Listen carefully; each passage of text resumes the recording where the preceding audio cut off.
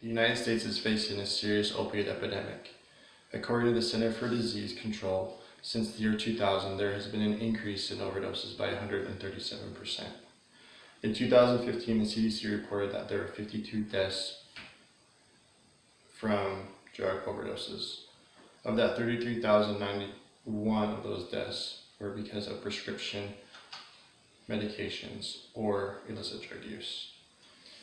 Research suggests that the United States of America is facing an epidemic of addiction to opioid medications because of an increased rate of opioid overdoses happening and also an increased rate of prescriptions being written for opiates. I would like to discuss two main points I believe are the root causes for this epidemic. Point number one being opioid overdoses are happening at an increased rate.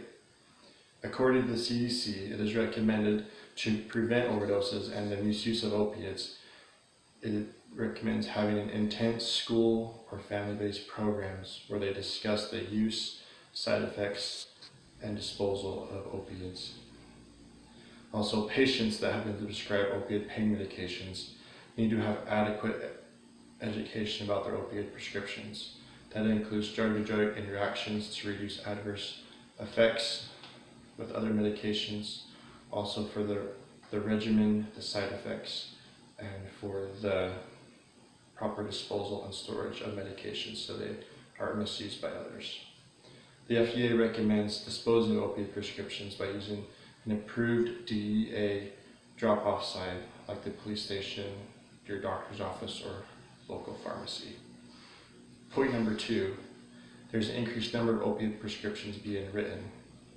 According to the CDC Guide for Prescribing Opiates for Chronic Pain, Dr. Dow said that providers need to consider all pharmacological methods in treating pain. We also need to consider all non-pharmacological methods to be used in conjunction in managing pain. The World Health Organization now recognizes acupuncture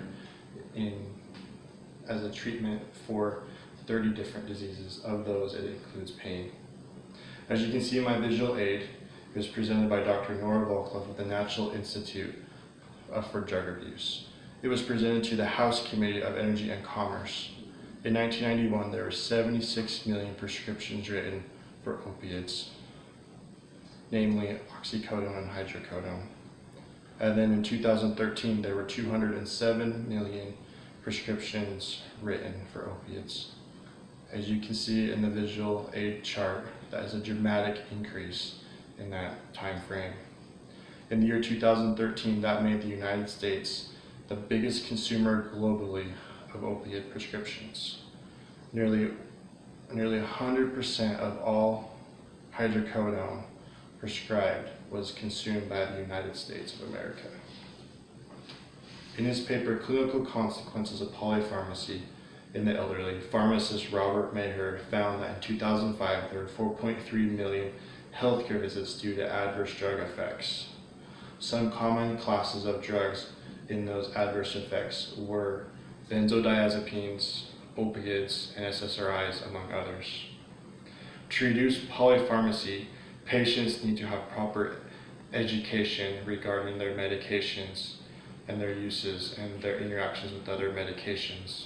Also, to reduce polypharmacy, patients need to keep an updated list of all their medications and make sure that all their providers that they see for their different comorbidities have an updated lists. The United States is facing an opiate epidemic due to increased overdoses and increased opiates being prescribed. In closing, to improve this epidemic, we as a nation need to have a culture shift on how we view pain and how we view and treating chronic pain. Chronic pain is not going to go away by a pill. It is chronic and it can only be managed. We need also to look at other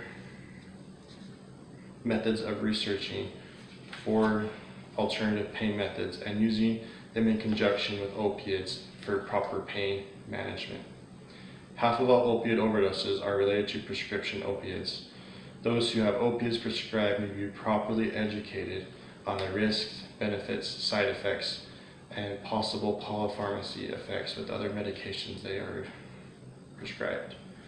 Also, patients need to be responsible in storing and managing and disposing of their medications properly to prevent any misuse or intentional or unintentional drug overdoses by others.